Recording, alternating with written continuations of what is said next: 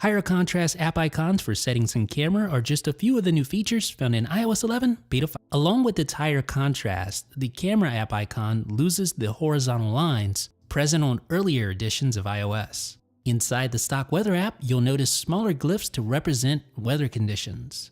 When 3D touching a control center toggle that doesn't have a corresponding action, it reacts just like you tap the icon instead.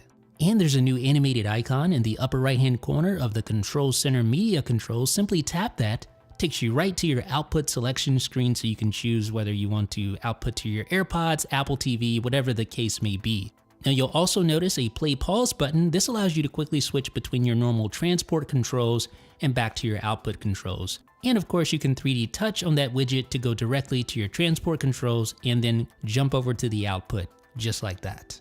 Now the playback control widget in the cover sheet has been slightly modified. At the top you have your device name, you have your song name, and then you have your artist/album name. You'll notice a subtle change with screen recording. Instead of that blue status bar to indicate an in-progress recording, you now have a red status bar to indicate an in-progress recording. You know the tap the status bar to scroll to the top gesture that allows you to quickly get to the very top of a web page, for instance. Well, previously, when you would pull down the cover sheet, that would automatically invoke that scroll to top gesture.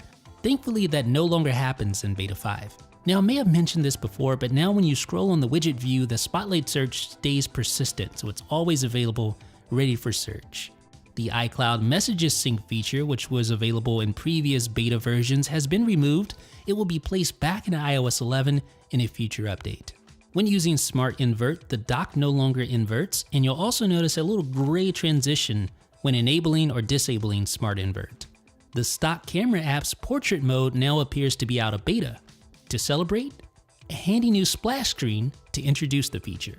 The emergency SOS settings panel now gets an animation to show you how to invoke it. You know the little blue status bar that would appear anytime an app used your location in iOS 11 beta? Well, that no longer appears in Beta 5.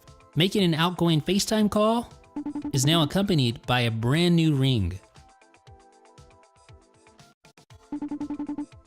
This was available on the previous beta, but now you have a leveler when taking overhead shots with the camera app. Just make sure you have the grid feature enabled in settings.